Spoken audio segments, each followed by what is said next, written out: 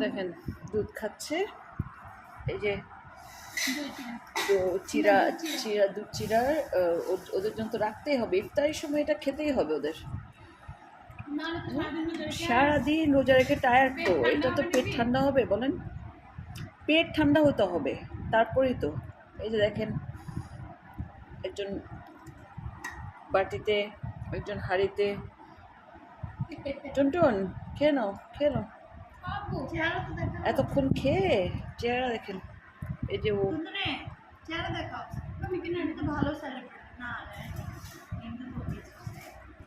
আবু শেষ,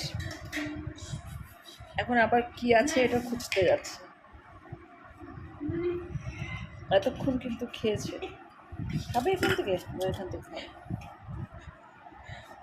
মানে হাঁড়ি থেকে খাবে। এটা হচ্ছে নূর।